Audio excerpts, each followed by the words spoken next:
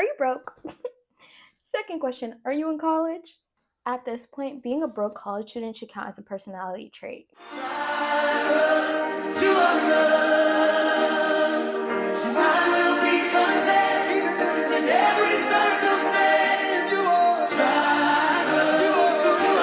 If you know anything about being a college student, you know that being broke and being a college student are very synonymous terms. And at this point, being a broke college student should be a personality trait. Hi everyone, we're back with another video. And as you know, on this page, I try to be as transparent as possible and give like an insider view on what undergraduate life looks like, especially as a pre-med student. So today's video, I will be talking about how I make money as a pre-med student in college who lives on campus. Important thing to know, all the jobs that I'm going to mention here are related to the medical field and are mostly catered for my pre-med students. However, there could be parallels that you could find in the video on things that you could do in your field. But I'm just a pre-med girly, so I only know the pre-med jobs that I have worked that align with healthcare. I think this video is important because I feel like we're living in a society that glamorizes fast money and glamorizes or romanticizes being 19 and having this, and this, and having this much money in your bank account. And we know for a lot of us that's not realistic, and especially for those of us pursuing rigorous medical careers where we know we're playing the long game for that check. But eventually it will pay off, and I think that you guys will notice in this video, I started making very little money to making somewhat better pay, but it's not about the money that I made because the experience and skills that I learned at these jobs are truly invaluable. And I hope that we remember that when we are working jobs that might not pay us as well, but they are crucial and integral for us going into that next chapter of our lives and makes us more valuable as people, make us more valuable as employees, and it kind of pads that resume. Okay? It's also important to note that in this video, I will be giving you full pay transparency. Not only will I tell you how much I make or made in these roles, but I also tell you what the average salary is. As the states vary, so does the salary, or so does the income that you're making. And I go to school in Pennsylvania, so what I made doesn't always have to be what you make. If any of you are interested in doing any of these roles, it's important to know what the pay is going to look like, and are we going to go from being broke to less broke. So let's go to today's video. So the first job that I worked in my undergraduate career was a pharmacy technician. First, a pharmacy technician is someone who assists the pharmacist.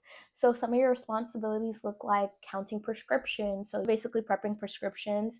You'll also be in charge of insurance, so filing insurance claims for said prescription, doing data entry on what the instructions the doctor wrote, and then also running that past insurance and see if they'll pay for it.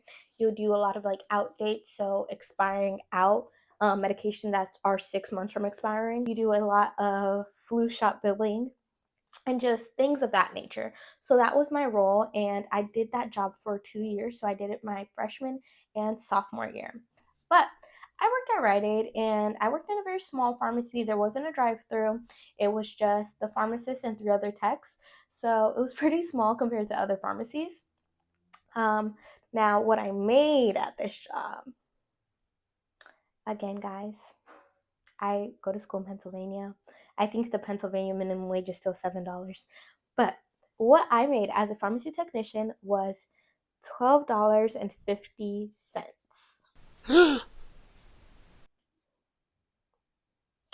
Yeah. Yeah. But one good thing is, as I said, I never put myself in a situation where if I'm making less money, I have to be getting something more valuable out of it. So they paid for my certification, so you can become a certified pharmacy technician, and that gives you more experience, more credibility, and just helps pad the resume. Again, I'm doing this for the hustle. I'm playing the long game, okay? So they paid for my certification. They paid for all test materials, and when I did get certified, I did get a raise. So I went from getting $12.50 to $13.50. Getting my foot in the door when it comes to pharmacology, when I know I'll be studying that in medical school, was very important to me. I wanted to strengthen my knowledge in certain areas and give myself some strength in certain disciplines that pertain to medicine. Quick story time, because I think it's so funny. My pharmacist, who I love so dearly, greatest connection I've ever made. She's not just a pharmacist or my employer. I love her. And Marty, if you're seeing this, I love you so much. But the first day I met this woman, this amazing woman, let me paint the interaction for you. I decided I'm gonna go to Ready Pharmacy because I hadn't heard from them after a week. So I was like, I'm gonna take myself back there and make sure like, okay, I'm gonna do my job. Cool. Let's paint the picture. Outfit. I was wearing this long flannel, this little crop top, and low rise jeans. So stomach showing from here to here. Okay. Low rise jeans, had some Converse on. My hair was in a cute little style makeup, and I was cute. But remember, stomach from here to here. Cool. I told them what I was applying for. She's like, oh, you're gonna have to talk to the pharmacy manager just to get an update. And I was like, oh, okay, that's fine. And I know she was saying, why would you wear that going into your future work employment? Yeah, I was going to class and I was like, I'm just gonna do a quick stop by and show my face and hopefully they remember me. But I'm 18 at this point, okay, guys? Have some grace. I go in there and she's like, okay, I'll be with you in a second. I said, oh, okay. So she comes out with this clipboard and then she brings us to the immunization room. And then she's like, she's in this clipboard, she's writing down. She's asking me a bunch of questions. She's talking. And I'm like, answering these questions. But then in the middle, I literally asked this. I'm like, wait, is this an interview? And she was like, yeah, ma'am. And I kid you not, all you see me, I was already like kind of covering my stomach because I wrapped myself with my flannel and she like laughed so hard. But all of that's to say, be prepared for anything. Anywho, so that was my first job. Working in the pharmacy, I learned so much about medicine and how medicine actually works, and drug interactions and brand and generic names and billing insurances and learning what insurance claims mean. Again, it was invaluable. I don't care that I made $12 an hour because I learned skills that are going to benefit me in my future career. As I mentioned, because even though I made that much money, it's not reflective on what you would make in the same position. The current average hourly rate for a pharmacy technician in the United States, according to the Bureau of Labor Statistics, is $20.83. So clearly I was making a lot under that, but that's neither here nor there. That also shows that you can be making more money. So that is that on pharmacy. The second job that I worked in my undergraduate career was a research assistant. First, I've been doing this job since my spring semester of sophomore year. I'm a freshman. I'm in my first semester of senior year now. A research assistant, specifically, I work in a biophysics lab. I'm doing bacterial research. Specifically, I focus on a bacteria that uptakes iron. Now, let's talk about the pay. I make $13.50.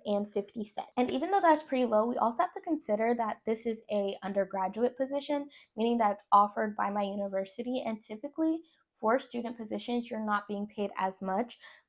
From what I know some universities might pay more, but according to ZipRecruiter, the average research assistant makes $19.33. However, I'm not sure how accurate that is, or is my university just really cheap? But that's neither here nor there.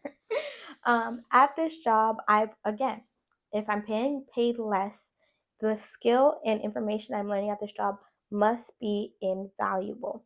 So at this job, I've not only learned how to manage myself in a laboratory setting, but I have presented a project from this job and won third place in the state of Pennsylvania at the Pennsylvania Academy of Science conference last year. So again, we're doing these jobs. Yes, we're getting paid less, but we're padding our resume and making ourselves prettier. For that application process for medical school, because we know medical school is competitive.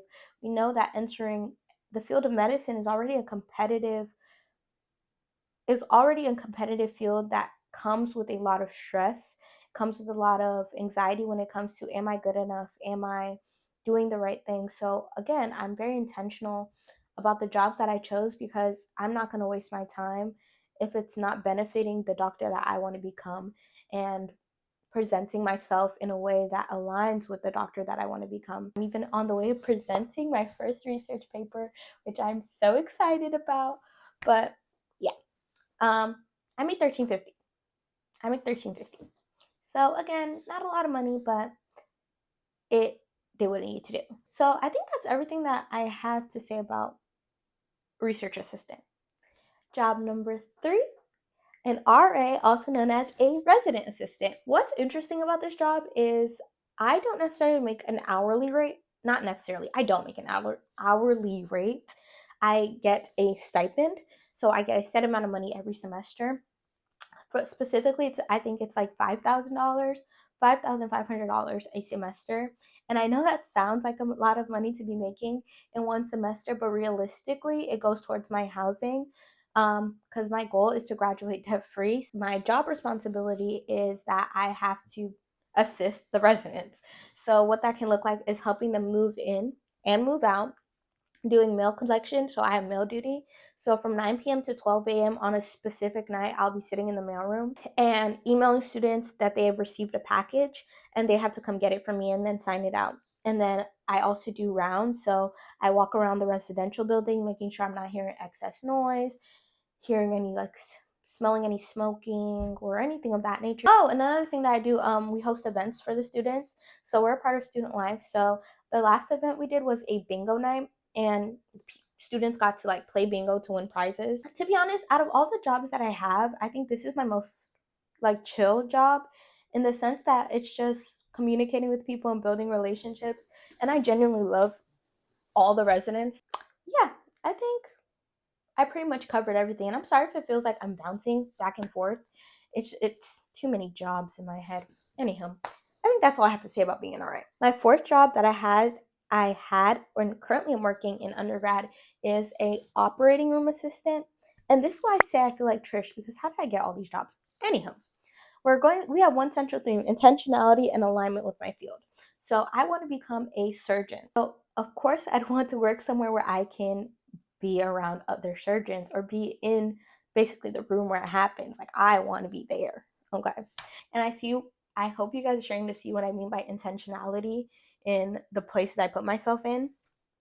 I want to be a candidate who has shown the loyalty that I have for my field. I love learning and I love putting myself in an environment to become a better learner so that I can become the best doctor that I can be by God's grace. So, first, let's talk off with what an operating room assistant is.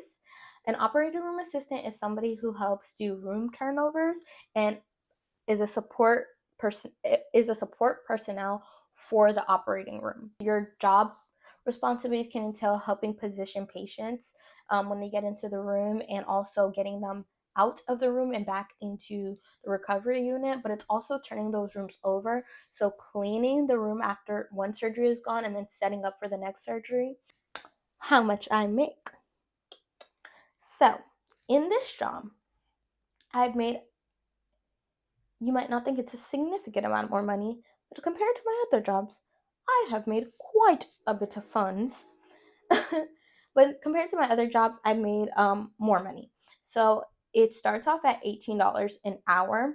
According to Glassdoor, an average salary or an average hourly rate for an operating room assistant is $26 an hour. Salaries vary from state to state. So I make 18 and I only work part-time. So, but again, if I'm getting paid not a significant amount of money, I'm going to match it with being somewhere that gives me invaluable skills or even introduces me to people who I probably wouldn't meet on the average day to day. So, doctors, nurses, support personnel. I think it's a good job to work. And another name for the job is a surgical support technician, a surgical services support technician, if you're looking to get into this specific career field.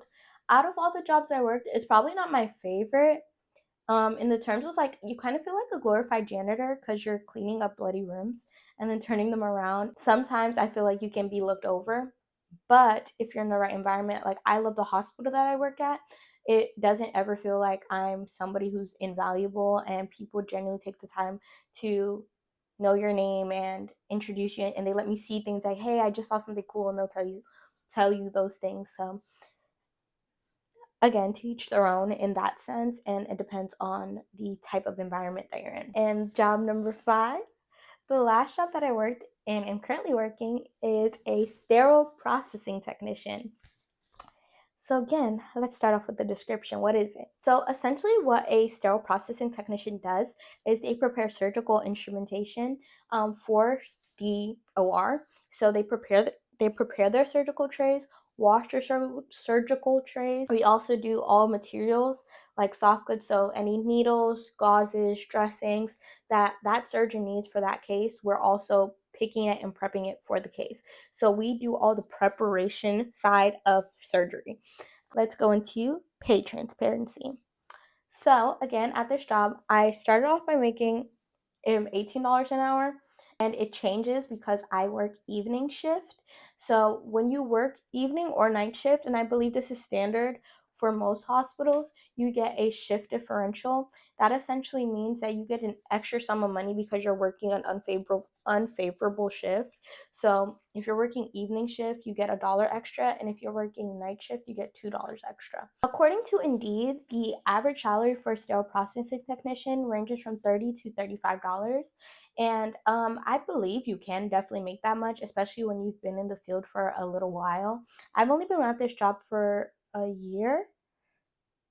Yeah, I just hit my 1 year anniversary on October 14th. So you definitely get raises, and this is another job that I am making money, yes, and I am making a lot more money than I am. I'm very happy with my income right now. And it's also invaluable because one, I'm learning surgical instrumentation, because if I'm going to be a surgeon, I already have an inside scoop and I know what that instrument is and I know how it works. Oh, and they pay for my certification, so you can become a certified sterile processing technician, and again, you make more money, but also looks good on the resume. I'm putting myself in situations to basically invest in myself, and yes, I am trading my time for money, but it's a necessary evil to be in a position where I don't have to pay for these certifications. I'm learning this information and I'm therefore advancing myself. In terms for how I feel about the job, I genuinely love that job. I love my coworkers. They make my job so much fun. And I like to call myself the personality hire because when I go to work, I'm just Aki Can, but in all seriousness, my job is very important. It can get stressful sometimes, especially when, for example, a surgeon needs a tray and you don't have it ready, or there's things that are out of our control, and but we're dealing with people's lives, we're dealing with active cases, we're dealing with people who are going under the knife. So it can become very stressful, especially in emergency situations, because sometimes you can't account for an emergency case. You can't account for somebody getting into a car accident. You can't account for somebody needing a gift of life surgery. So that's the stressful part of prepping and having to kind of always be on your like toes a little bit. But again, I think it's a very rewarding job, and again, I try to diversify myself in medicine, even though everything that I am and was doing is under the umbrella of medicine. It falls under different disciplines. So yeah. All right. So I think that's everything that I had to cover in regards to how I made or make money during my undergraduate career. And I hope that any pre-med students watching this find a cool job that they want to apply for and find value in it. And of course, if you guys have any questions about these jobs, put them in the comment section below, because I love to answer questions about the things that I do. And people always ask me how I do it. So I'm telling you guys how I did it. Even though we're young, I do think it's important to still be intentional. If you're going to spend your time somewhere, if you're going to spend your time with people, certain people, if you're going to spend your time in certain places, have it be for the benefit of you, and have it be for the benefit of your career and your goals and your overall purpose in life. I don't believe in wasting, giving away my time for money just for the sake of money. It has to be money and invaluable experience, money and a skill, money and something I wouldn't have developed at another place. You get what I mean? We live in a society that everybody's trying to get rich quick, and I'd rather get wealthy steadily rather than get rich quick and not have a sustainable lifestyle. So going from these places of low to moderate income, I'm learning again how to manage my money. I'm learning again how to put myself in places and introduce myself to people and communicate in a professional medical setting. So I hope that as you guys pursue these careers, I hope that as you go into medicine, that you find introductory jobs to show you if you really like the field and advance yourselves. And I'm proud of you regardless. So, I think that's all I have to say. And please don't forget to give me a like, subscribe, and put a comment down below if you have any questions. I love you guys so much, and thank you guys for watching. Mwah. Bye.